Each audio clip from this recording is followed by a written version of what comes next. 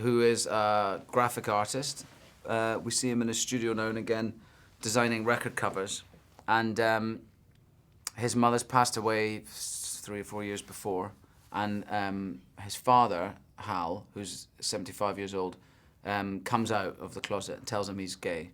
And always has been, and that his wife knew. So Oliver's now looking at a childhood, questioning, although he's really accepting of his father's sexuality, because his father becomes, the load that's taken off his shoulders, that now he doesn't have to suppress his sexuality. He starts living a very happy, vibrant life.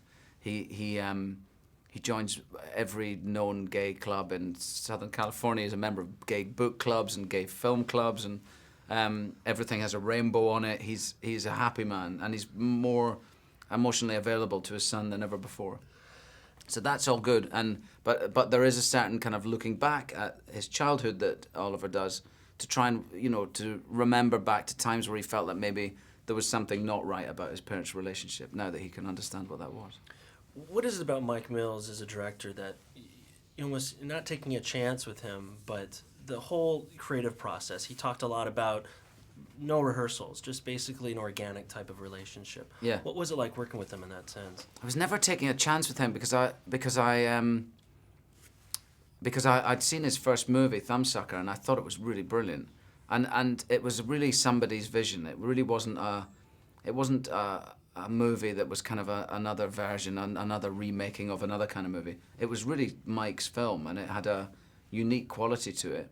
And I always think as an actor, those are the filmmakers that you really want to work with. Sure. And he's always very humble about, saying, well, he was lucky to get me, and he was lucky to get Christopher and Mélanie. But the truth is that we were lucky to be in his film. That's really the truth. Because it's not very often you get to work with a director who's this understanding of what it is that we do as actors, and allows us the luxury of really playing the scenes like they're real. It's not a feeling of like storyboards or, can you do that over here in this frame? You just have the complete freedom, and together you make this kind of all other reality, really. He talked about some of the bonding exercises Yeah. that you guys did, one of them being the roller coaster at Magic Mountain. Yeah. Tell us about the trip to Barney's with Christopher.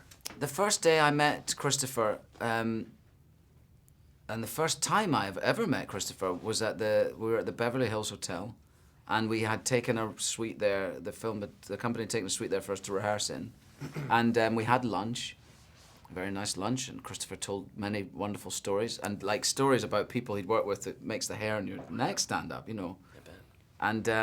And then Mike said, okay, I'd like you to go to Barney's, and here's $200, Ewan, I want you to buy Christopher a scarf.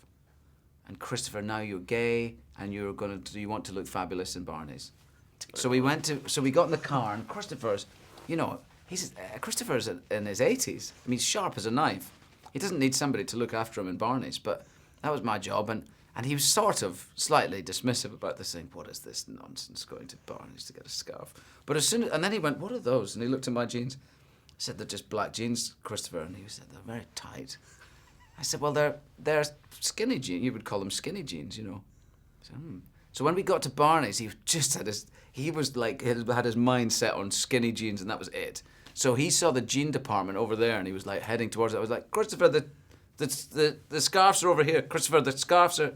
He was off.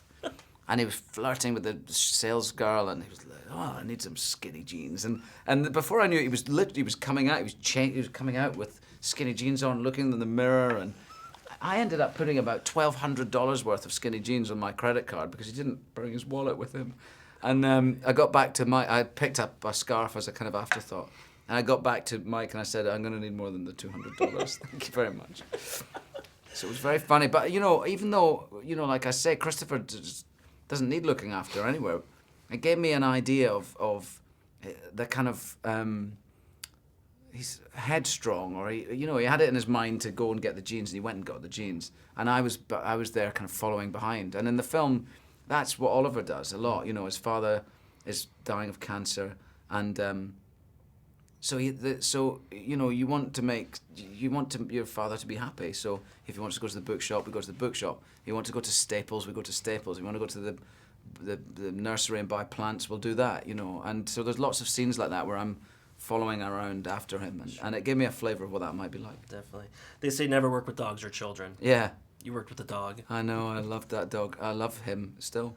I always, in my naivety, I always thought that adage meant don't work with children or animals because they're difficult to work with and they don't do what they're told. But I realise now it's just purely a vanity thing, that you shouldn't work with children or animals because nobody will be looking at you in the scene, and that's absolutely true. And also it doesn't matter in this because he's a brilliant little actor. The dog, Cosmo is his real name. He plays my father's dog Arthur in the film, who ends up being my dog after my father passes away. And it was just amazing working with him. I mean, you have to learn to technically work with a dog, and there are tricks and there are kind of techniques that he's aware of, that he's been taught by his trainer, that you have to kind of you have to join in on. And I was quite happy to do that because I really like dogs and I like working with him. And but on top of that, we did become really good friends, and I liked hanging out with him. And between takes, I would often ask if it was all right if he came, if he hung out with me, and so we became friendly with each other. So some of the stuff in the film is kind of technique that he knows, but I'd say 50% of it is also just the fact that we were mates and they kind of knocked about together. It was That's good. great. That's great. What's the ultimate goal of people walking out of this screening? Walking out of this film, I should say. I don't know. I really... it's one thing that I don't ever like to do is to say what an audience should or what I think they might get out of it. It's really not for me to say. I think the beautiful thing about this film is no two people will have the same kind of experience watching it. It deals with big personal topics. It deals with sexuality, homosexuality. It deals with mortality and the idea of losing a parent, looking after somebody who's dying and being a caregiver. It deals with the courage of somebody who is dying. Right. But it also deals with love and the difficulties of allowing yourself to fall in love, and there's a great many things that the film touches on, and I think they're all things that everybody can relate to, whether we've lost parents or not. Luckily my parents are both alive and very well and healthy, but I